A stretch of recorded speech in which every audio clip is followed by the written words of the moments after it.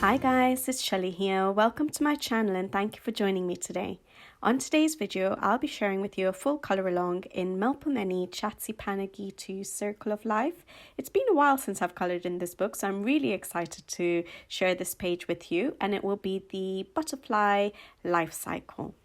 I have realised that this is one of my most favourite books in my entire collection. I have literally enjoyed every single page that I've coloured in this book, and this particular page is no exception. And I don't know why I'm just not colouring more pages in this book, but of course, as the collection of books grows, the number of books I'm getting round to is reducing. But I think I'm in that phase where I want to try and get into all the books that I haven't coloured in yet, or the books that I've coloured least in, which is probably why I haven't got round to colouring in this book as much. I have about maybe 18 pages possibly done in this book, which is a lot for me in a single book.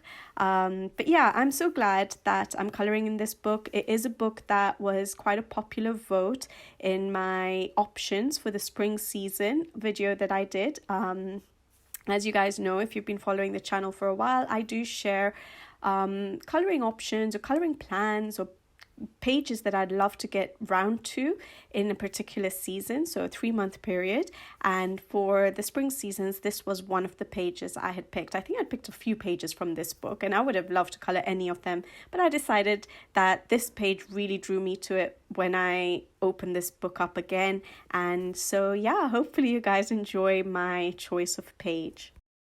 Before I go any further, I will be using Tombow dual brush pens for basing quite a lot on this particular page, because it's a very busy page, and that is how I tend to tackle Melpomeni's work on her busy pages.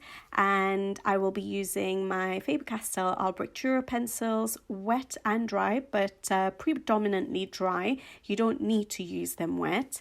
And I will be using some glitter gel pens at the end, white Posca paint pen, and I think that is it. So not that many mediums, but there'll be a lot of work that goes into this page because it is so busy. As I've been doing with my most recent colour alongs, I will be dipping in and out with a voiceover so that I can sort of explain to you what was on my mind and how to do certain elements if necessary as I go along. For Melpomeni's pages, I tend to go quite bold and vibrant with my colour choices. I feel with her dark line art, my bold, vibrant colours work really well for me. And so yeah, I love really going colourful with her pages. And I knew when I looked at this page, it's going to be a colourful page because there's so many different flowers. I find it very hard to limit my colours. I very rarely go for limited colour palettes, although when I do love my pages. But I knew that with so many elements going on this page, it would be very hard for me to stay limited with my colours. So this page is going to be a colourful page.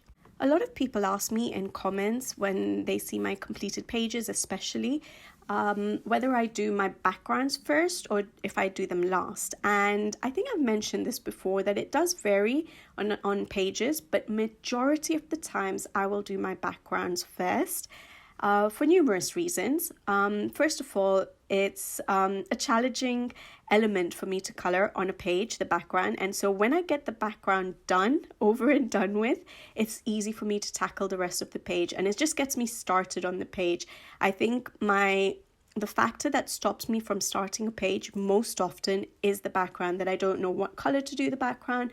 What I'm going to do with the background. Am I going to do anything too extravagant? Am I going to add elements? Things like that. And so when I've tackled the background, it then makes it so easy for me to go in and start colouring the rest of that page. So yeah, doing the background really helps me just get started on a page, because that's the main thing that stops me tackling certain illustrations, especially when there's a lot of background space. Another reason I like to do the background first is because of the pencils I tend to use. So I use Faber Castell Albrecht Dürer pencils. I use them activated with water a lot of the time, and I use them dry as well. But because they're watercolor pencils, certain mediums that you would tend to use for a background can affect the pencils. So for example, distressings tend to smudge the pencils if you were to use them after colouring the main illustration, or using watercolour paints for the background. You'd have to be really careful that you don't pull out any of your watercolour pencil work into the background and mess things up. And also even soft pastels sometimes, because if you're using watercolour pencils as a base and you're going to leave a large part of that base uncoloured with dry pencil over the top, if you use soft pastels over the if you did soft pastel background, the activated part of your pencils will not resist the soft pastels. So your main illustration can end up looking, or the main line art can end up looking quite dirty. Similar to if you were going to use markers, for example, they wouldn't resist soft pastels. So it depends on what medium I'm using for the background. If I'm going to use soft pastel for the background, which if I ever do the line art first with pencils and then decide to do the background last, I most often use soft pastels rather than any other medium. And I just make sure that when I'm doing my pencil work, I'm covering up everything that I do not want the soft pastel to go on. So even if it's using a white pencil or using a blender pencil to get rid of the tooth of the paper so that the soft pastel can't stick to it, I just put in that extra effort to make sure that the resist is there for the soft pastels. But yes, usually I'd use soft pastels. If I was using doing my pencil work first, I would use soft pastels with a lot of thought in making sure everything I want clean, I've covered with some sort of a resist. I hope that makes sense. But basically, on this particular page, the other reason, and the reason I've used it here to do the background first, is to eliminate that empty space in the background, and because it's such a detailed page, to bring all the line art that we need to colour in the foreground. So it makes it basically more obvious where the line art is, what we're colouring. By just getting rid of that background, colouring it up, it just brings everything else to the forefront and makes it easier to tackle all the detailed work. So that is the reason on this page I have done the background first. It's just to make it easier to tackle the very detailed illustration. But hopefully that made sense. So there are, reasons why sometimes I would do the background first and sometimes do it last. But usually I don't have a big reason for doing backgrounds last, other than I don't know what to do with the background. I really feel like colouring a page. I want to get started on it. So I just start colouring the illustration. And in that case, then I'm limited to doing a soft pastel background at the end. So most often I do the backgrounds first. I noticed that in Melpomeni's work, because it's so detailed, and in her detailed pages, such as this one, or in some of her other pages in the same book, or especially in nature mandalas, I find that doing the background with Tombow dual brush pen really helps. It just gets rid of that white paper, and then I tend to use pencils just to give it a bit of depth. So I have used a Tombow dual brush pen just to base all of the background that I want coloured, and then I'm going in with pencils just to deepen up some areas, give a bit of more depth, more interest to the background, rather than it being just a flat green. Now this does take a while, so you don't have to do what I'm doing. If you want it to be a flat coloured background, that would work perfectly fine as well, because there's going to be so many colours that come in the foreground that it won't really be noticed that you've gone through all that effort to put in those shadows and highlights in the background. I'm a little bit OCD, I'm a little bit of a perfectionist, and I feel that just putting those little hints of shadows and highlights does help with the final illustration, ever so slightly, but it does, and so I don't mind going in and spending that extra time. But if you want it flat, that will be perfectly fine as well. The edges of the circular illustrations, because I'm using Albrecht Dürer pencils, which are watercolor pencils, I'm using them to my advantage to just put a bit of color there, which I will then activate with water to give a watercolor finish to the outer and inner edge of the circular illustration, just because I didn't want to spend too much time in making sure that the pencils blended nicely into the whites of the paper. So just to make it quicker for me, I use water at the edges just to give a watercolor effect, just to blend it out into the paper. The other reason I feel that going through that time and effort of putting in those shadows and highlights in the background, even though it's such small areas, I feel like it's worth it, is because the flat colored background doesn't really help the elements in the foreground look 3D or pop off the page. And as you guys know, I love putting in that time of trying to make certain elements on a page 3D. I just really enjoy seeing them look like they're popping off the page. And so by putting in those shadows and highlights, I feel helps make those elements pop off the page, make them look 3D, make them look like they're standing out rather than just flat 2D illustration.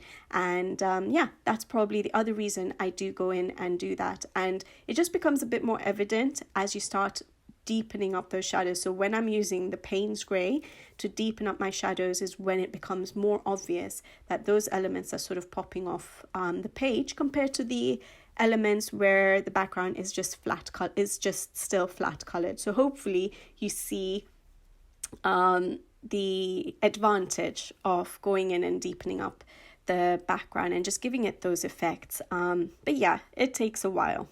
So I'm just working on the background, and I show, I think, half the illustration of how I'm doing the background to give you an idea, and then I do the rest of it off camera so it doesn't become too monotonous for you and it doesn't become a very long video. Once you've sort of seen me do part of the illustration of the background, you'll know what the rest of it will be looking like.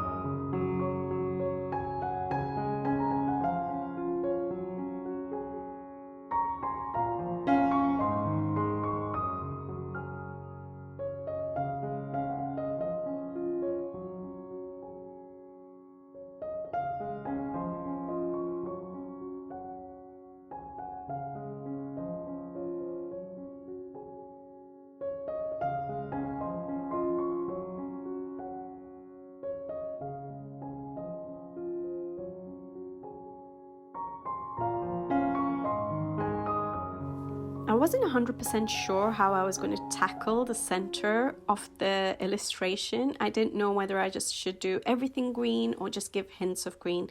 But I finally settled on the fact that because there's going to be so much other color, it might help to not have a fully green background.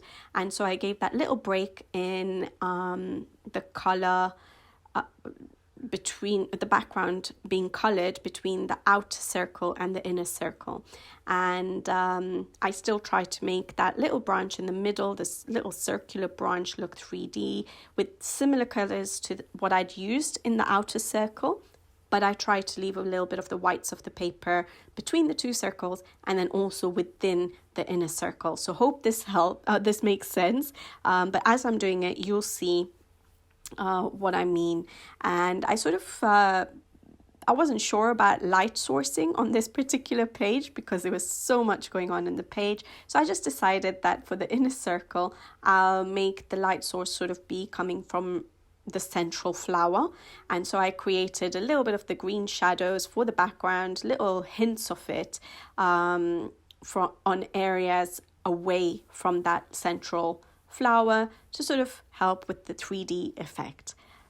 Hopefully it will become a bit more apparent as I'm deepening up the shadows.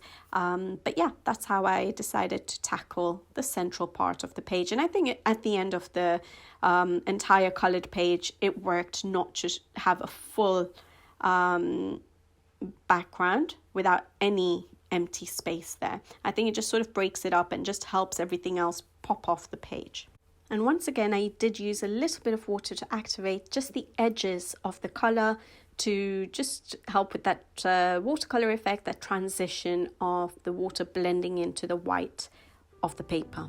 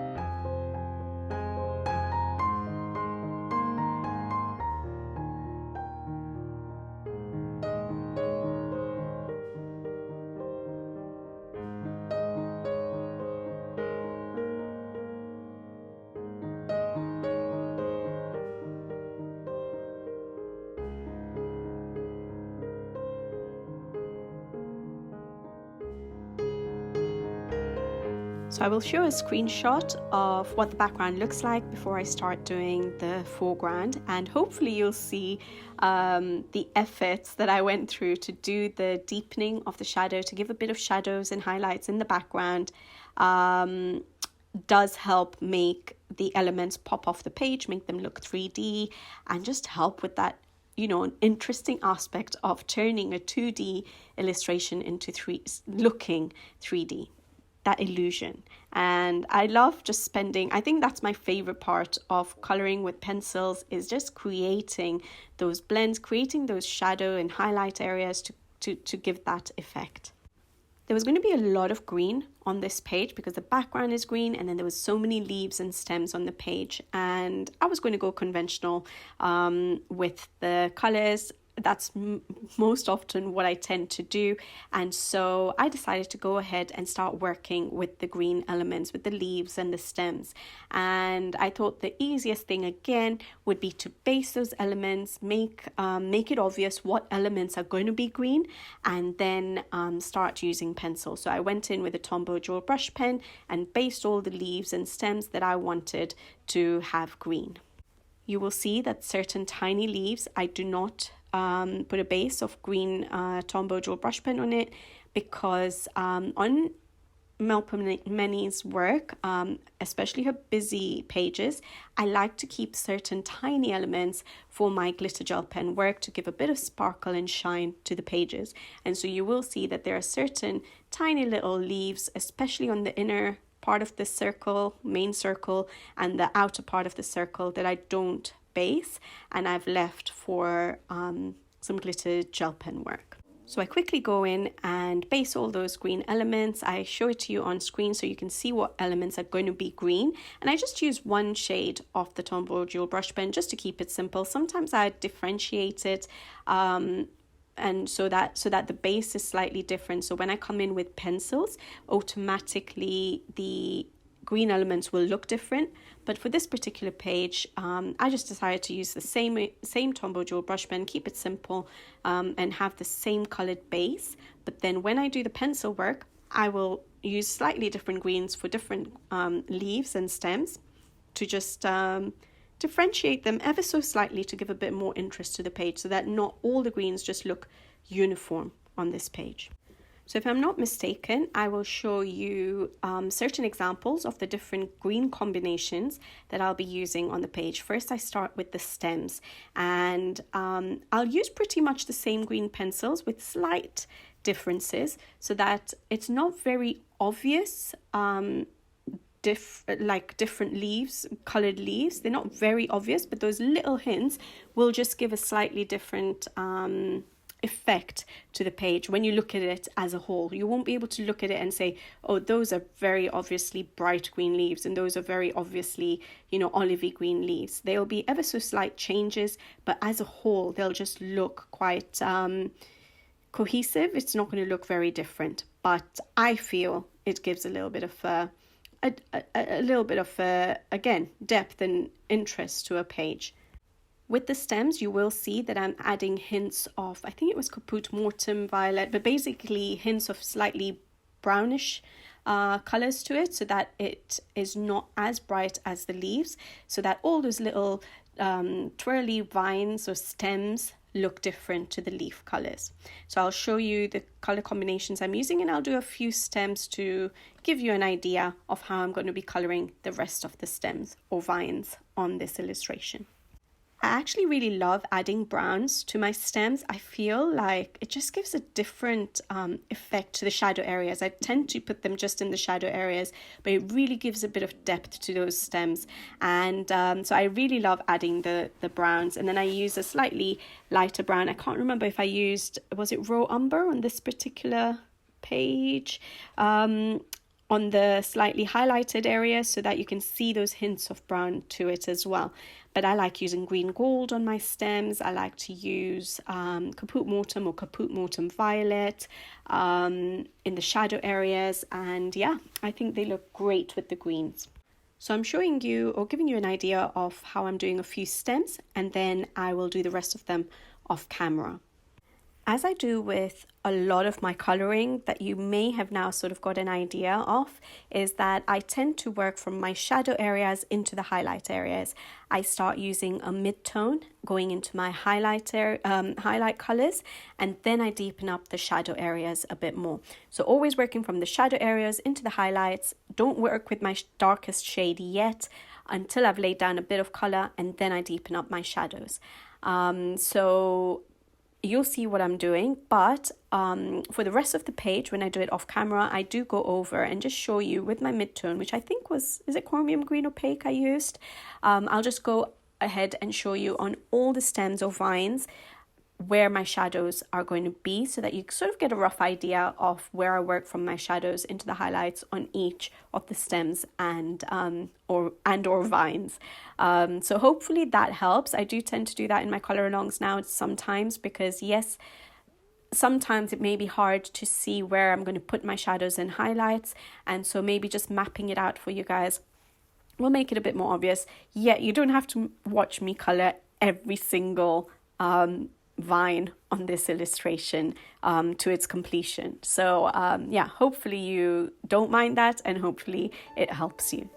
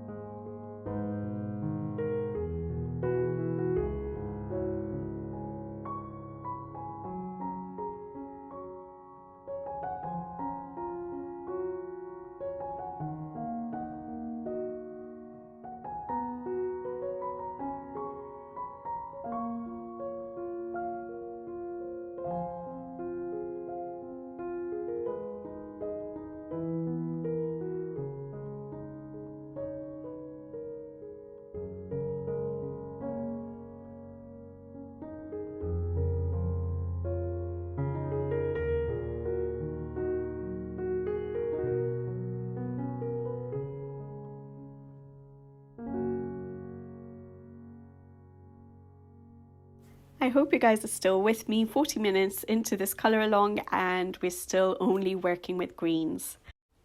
But now I start working on the leaves, and if I'm not mistaken, I showed a couple of examples of the combinations I'm going to be using for the greens. And if I'm correct, I used 3 different color combinations, and just differentiated them ever so slightly.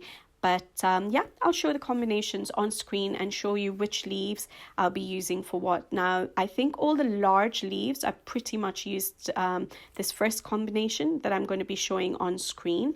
And then for the smaller leaves, I'll show you what combinations I'll be using. I think I used juniper green and just differentiated a little bit more from the olivey greens. But yeah, it'll be all apparent on screen. Again, I'm working from my shadow areas to the highlight areas, even on the leaves. I pretty much do that for every element on a page.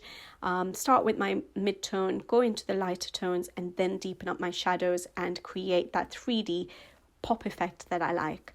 And I show you one after the other, all 3 different leaf combinations I'm using, and then I'll go ahead and do a few more leaves and then do the rest off camera.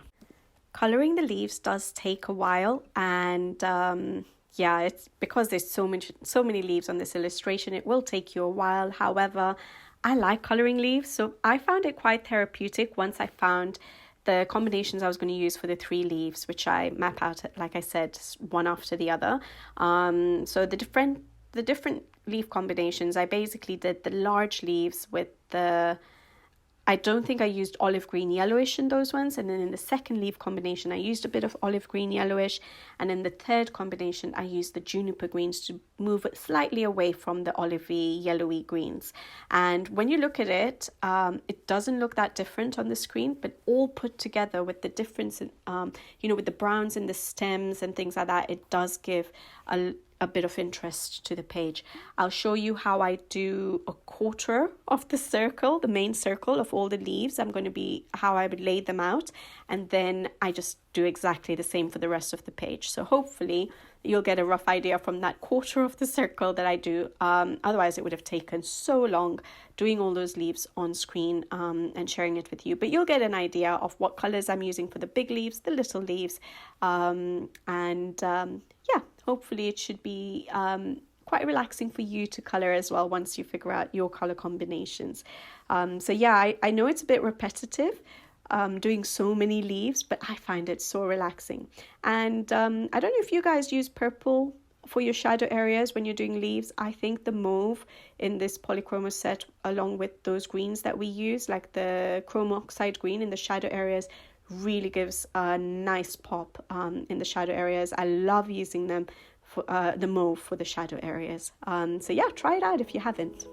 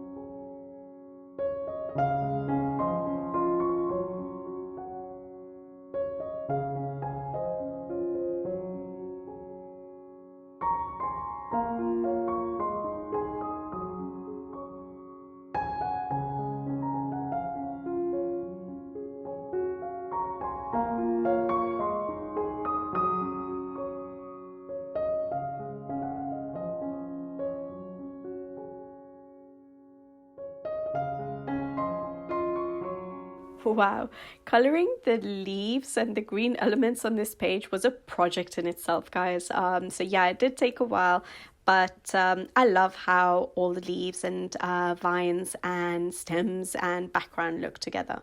But it's about time we start adding some color to this page. The main elements on this page are the butterfly, the caterpillar and the cocoon, and it's really important that those elements pop off the page compared to the rest of the elements that will be colored, so that they don't disappear and they don't get lost in this page. So I knew that I had to make these elements look really good, so that they do pop off and they grab the attention of whoever looks at that illustration. So I do spend quite a bit of time trying to make the butterfly, especially the butterfly, look really good. And then I use the same sort of colors that I've used in the butterfly for the caterpillar and the cocoon, just to sort of tie it all in together and make it look like it's the same butterfly of the life cycle of that particular butterfly. And yeah, I start working with the blacks first. I wasn't sure what color combinations I was going to use for the oranges. I think it's the monarch. Is it the monarch butterfly? I've sort of gone for the colors off, and so the orangey colors, I thought they would look beautiful with the greens.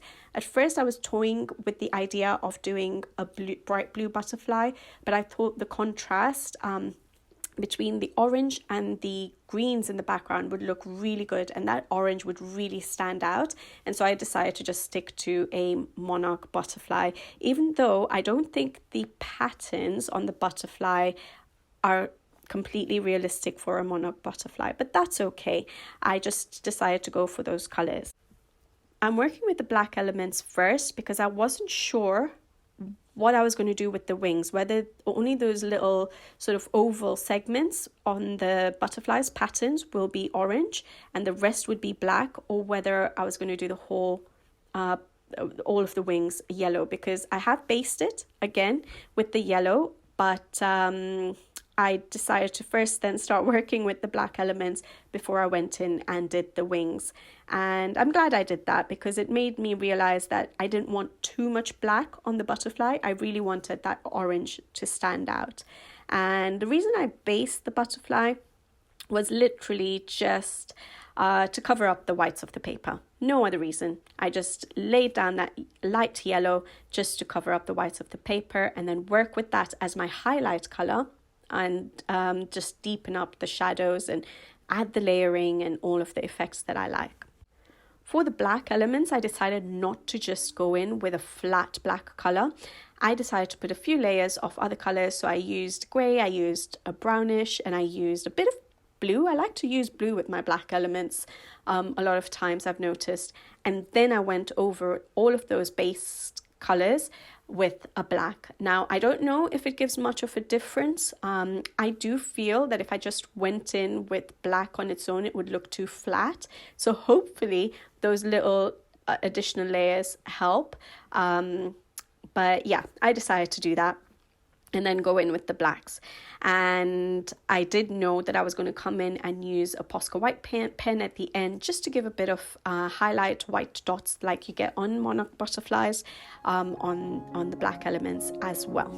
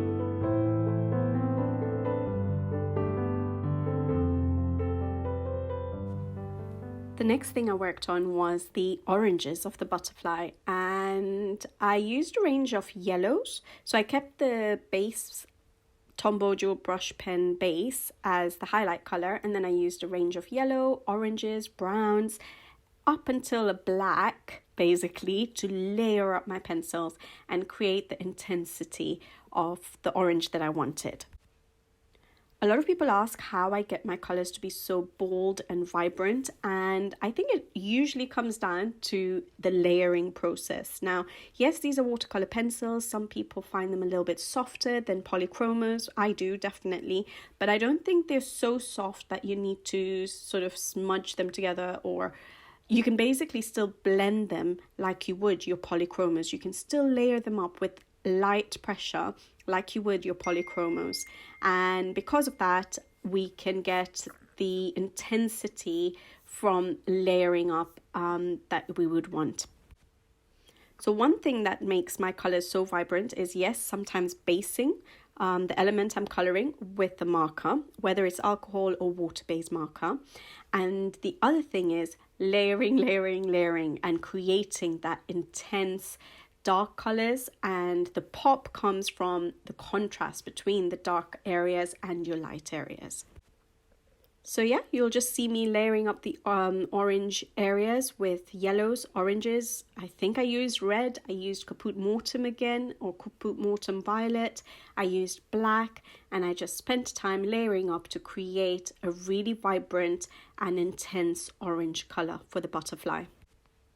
And I think this was quite important to make them so vibrant because, like I said, it's the main elements on the page, and so you want them to stand out from the rest of the colors that are going to be surrounding it, because there's so many flowers there that there is a chance that all the colors would become too colorful or too vibrant, and the butterfly, caterpillar and cocoon wouldn't stand out. So basically my aim was to make sure that these three elements stood out from everything else that is surrounding it.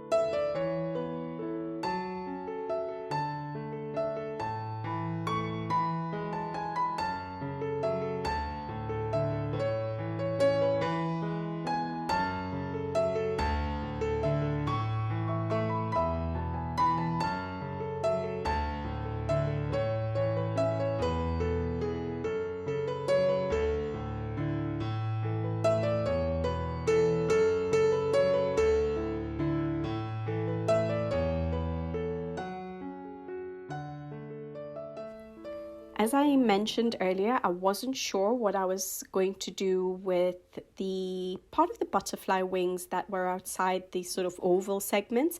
I wasn't sure if I wanted to make them black or yellow, but it became evident that yellow would work better. Otherwise, it would be too much black and that orange wouldn't stand out as much. So I decided to make the rest of the body of the wings orangey yellow as well, but try and tone it down a bit so that it wasn't as intense as the little oval segments, so that it looked different. And so yeah, I just used the lighter colors, and I made sure to maintain the highlight as the base Tombow gel brush pen we had applied. And yeah, I show you how I do half of the butterfly, so the wings on one side of the butterfly, and then I do the rest of it off camera, as you'll get an idea of what I'm doing. And it's basically a mirror image, so I do exactly the same thing on the other side, just off camera.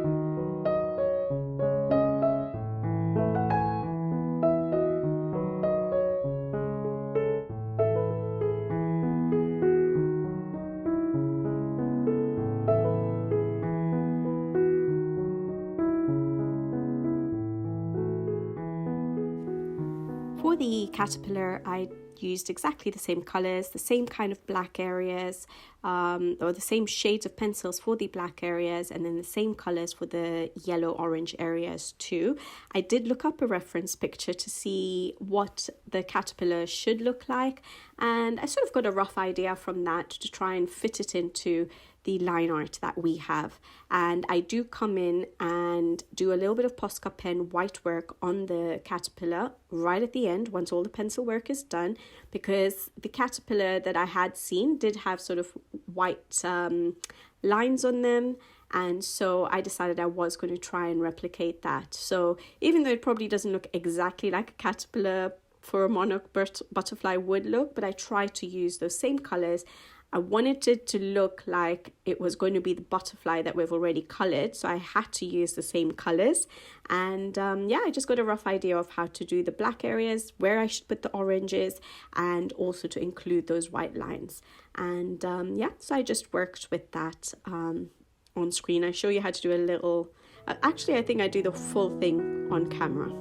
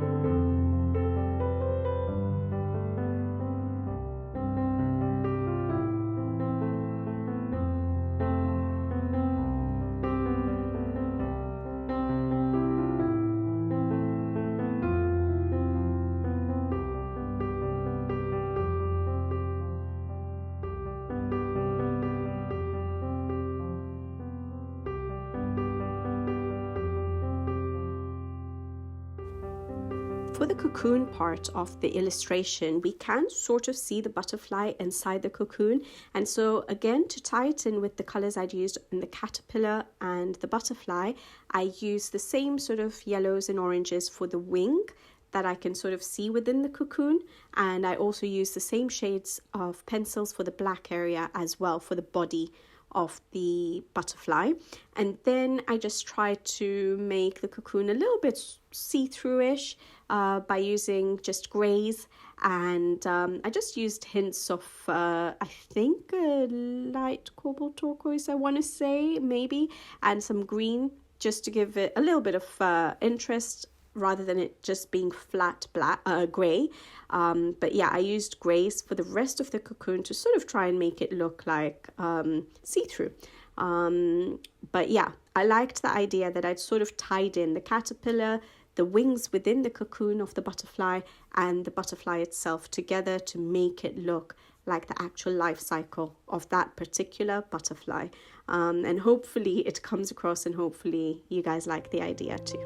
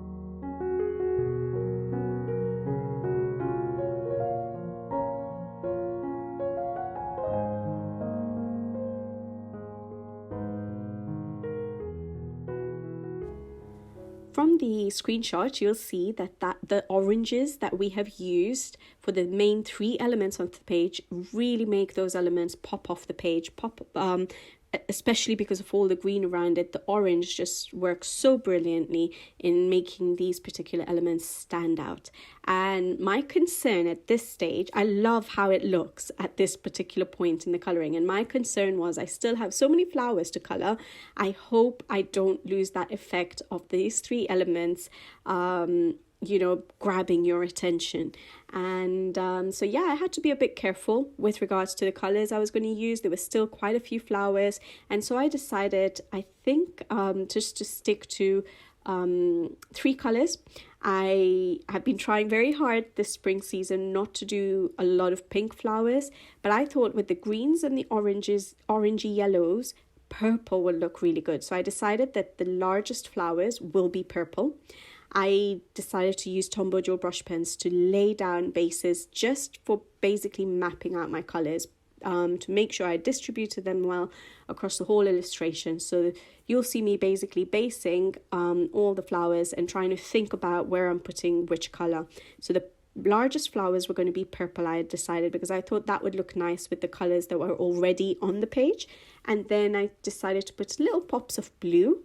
So the smaller flowers in blue, and then whatever was remaining, I think I decided pink. No, actually the little round sort of ball sort of flowers. I don't know if they're flowers or what they are, but those circular ones were going to be pink, very light pink, nothing too vibrant. And then the remaining flowers, just so that we didn't have too much color on the page, I decided to make quite light yellow. Just so I wasn't introducing another color. We already have yellows on the page, but I was going to make them lighter than what we've used for the 3 main elements. So the basing really helped. So I just used Tombow dual brush pens at this stage just to lay down those colors, see how I was going to distribute them before I went in with my pencils. And you will see that I leave certain small elements uncolored, just with the whites of the paper, because those are the elements I was then going to come in later and use a bit of glitter gel pen, a bit of metallic gel pens, basically to give a bit of glitter to this page. And I love doing that with Melpomeni's works, because some of her line art is really tiny, so I like to just use the gel pens and give it the glitter in those particular areas. Once I laid down my base of Tombow dual brush pens and I figured out what flowers were going to be purple, which ones were going to be blue, and which ones were going to be pink and yellow, I then decided to go ahead and start using the pencils. And I'll show you the color combinations I use. So first I do the purple flowers, because those were the largest flowers that were on the page. I show you the color combinations I used for that. I show you a few examples, and then I'll do the rest of it off camera. But because the shapes of the large flowers are all slightly different around the whole circular illustration, I decided to just lay down my mid-tone so that you knew where I was going to put my shadows and highlights. As always, working from my shadows into the highlight areas. For the blue flowers, I'll keep them quite simple. Again, I'll share the color combination with you. The base that I've applied of Tombow dual brush pens on all of these flowers will be the highlight color. So I don't cover the entire flower base that I've applied with pencil work. So I'm going to use it as the highlight areas. And so I kept the blues quite simple. You will notice that I don't color the centers of the flowers. Again, those will be the areas where I put a little bit of glitter gel pen to give that little sparkle to the page. So I leave out the centers just so that I can bring a bit of sparkle. And yeah, once I've done the blue, I think I'd work on the pink. After that, again, I think I just used 2 shades of pencil for the pink. I used the base as the highlight area. And I'll just show a few examples. The rest I'll do off camera because it'll be exactly the same for the rest of the pink flowers. And I think for the yellow, I basically didn't use a base. I just the flowers that I had kept uncolored or with no base on it, I decided to use some yellows, lighter than the ones I've used. Basically, I didn't put too much orange in them like I did for the caterpillar and the butterfly. And I decided not to put a base so that I could try and tone down how vibrant I was making, or bold I was making those yellow flowers. I wanted them to be a lot lighter than the main three elements, but at the same time not introduce a new color. So again, I'll show a few examples of that, and then I'll do the rest off camera. With the yellow flowers, I did keep them quite pale, but then I realized when I stepped back that they looked incomplete. I find it very hard to not have enough depth to an element, so I added a little bit of orange to the centers just to make them look a little bit more complete. I felt like the yellows I'd used just made it look like a base, and so a bit of orange just helped make them look a little bit better.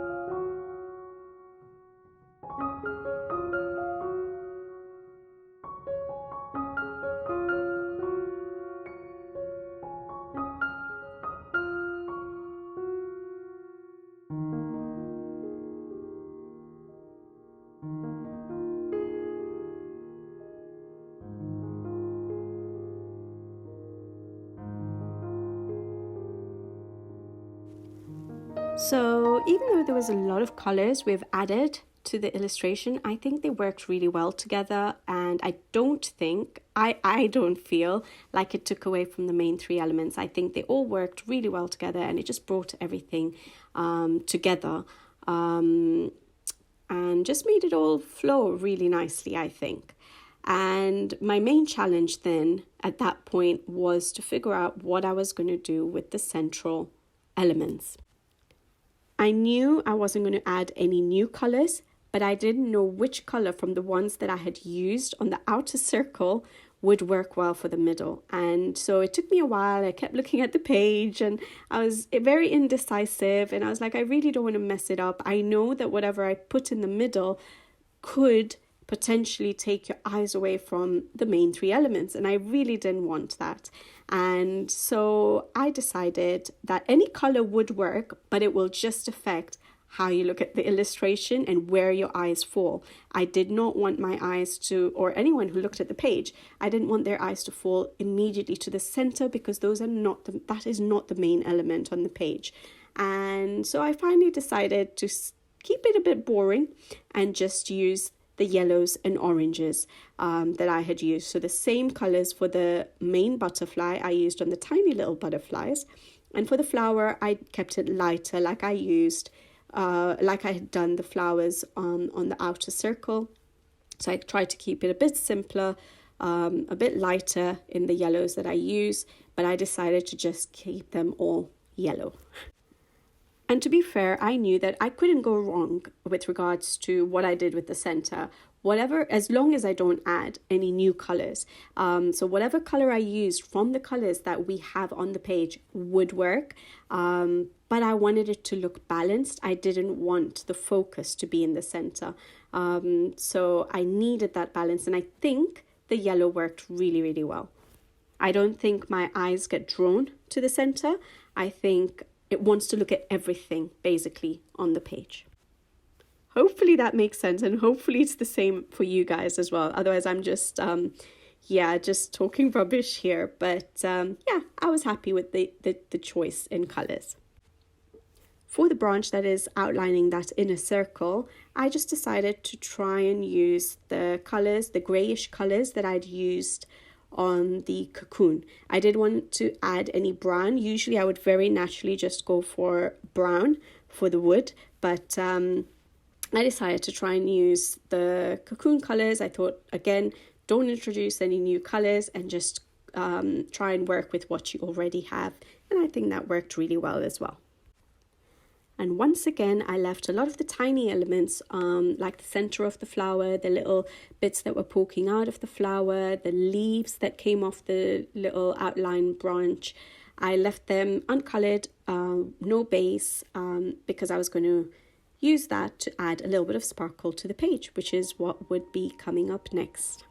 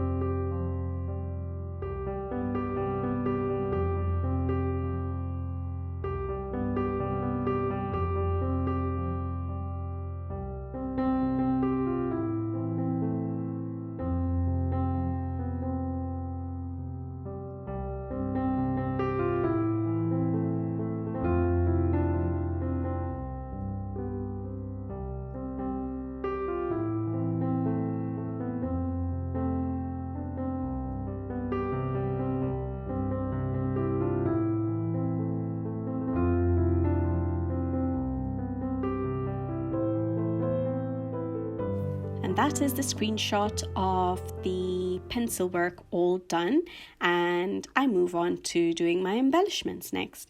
And I chose a selection of some glitter gel pens and a white Posca paint pen.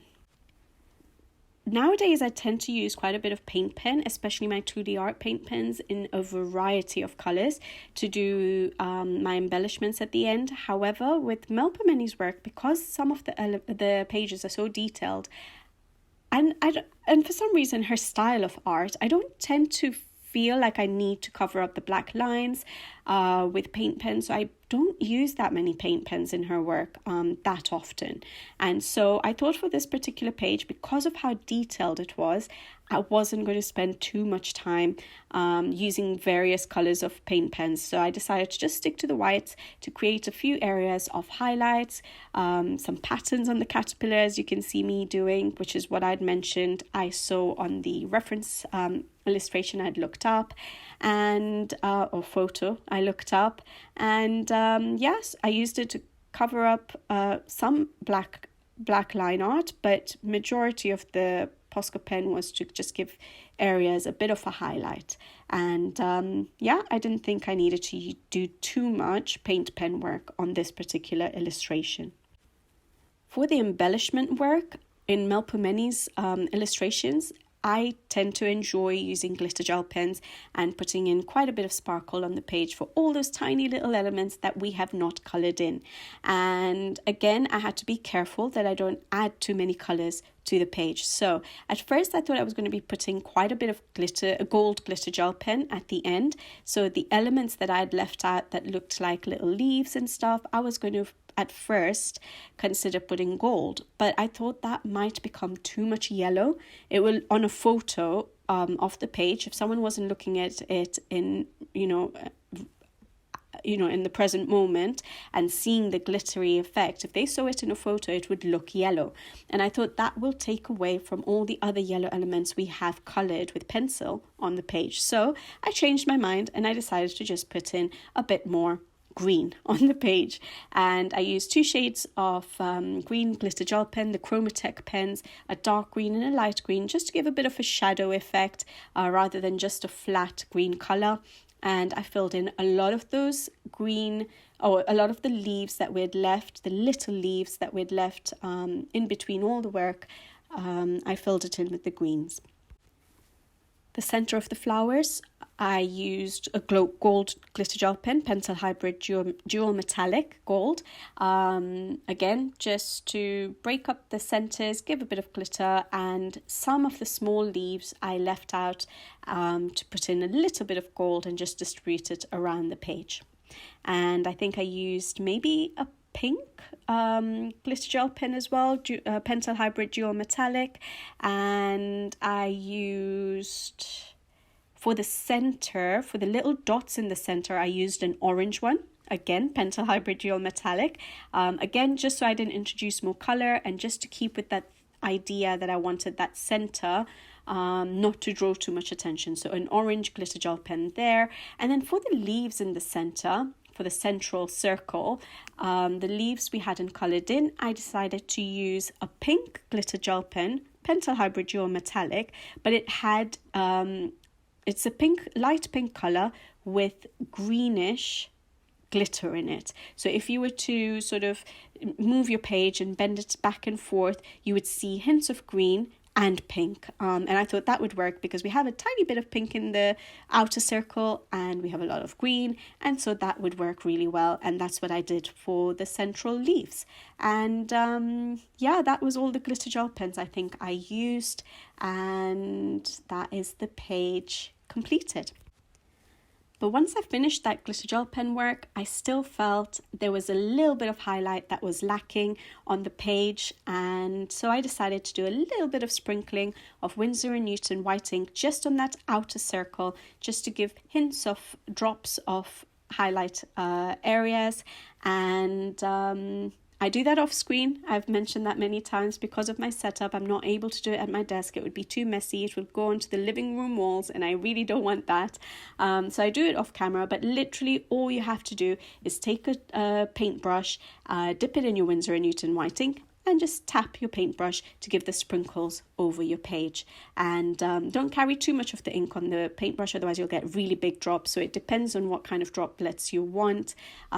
Just take a little bit if you want very fine little dots of the white ink.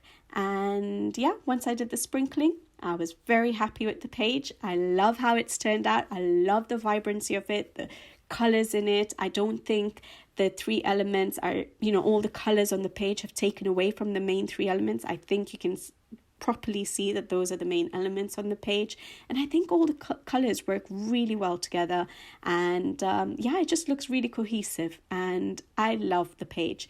I do show you a little clip of what the page looks like if I put light on it to show you the sparkle, the little bit of sparkle that I tend to put on my pages with glitter gel pens. And I love, like I said, doing that on Melpomeni's work. And I'm just really happy with the way the page turned out. I really enjoyed colouring it. That's my main thing when I do colouring, is to make sure that I enjoy every second of colouring a page. I don't want to colour a page just for the sake of colouring a page or forcing myself to get a page out there. I always want to enjoy what I'm doing, and so I do take my time. And yeah, that's why it takes me really long to get pages out to you guys. And also, I don't get that many pages done in a month, but as long as I'm enjoying the process, then I'm satisfied. But yeah, I hope you guys really enjoyed this page. I know a lot of you requested a colour along in this book. I don't think most people didn't specify which book. I think I'd picked out like 3 or 4 pages that I might possibly feel like doing. This is the page at this moment that grabbed me, and I'm glad it did because I definitely enjoyed it. So hopefully you guys enjoyed watching it as much as I enjoyed colouring it. And as I always say, if you do follow along, share your pages with me, whether it's on Instagram or even if you just email it to me. I love seeing your versions, and it just makes these color alongs all the more satisfying to record for you guys. It takes a while to record them and edit them, and I just love seeing what you guys come up with, even if you don't follow it along exactly the way I've done it. Everyone has a different taste in colours, so I love to see your versions as well. So yeah, make sure you share it with me. It'll make my day for sure. Alright guys, I will leave you guys in peace now, and I'll end the voiceover here, and I'll be back with you guys again soon, hopefully with another video. Hopefully I won't take too long to share another colour along with you guys. I do enjoy sharing them with you, so I'll be back soon. Until then, take care, thank you for watching, and see you in the next one. Bye bye.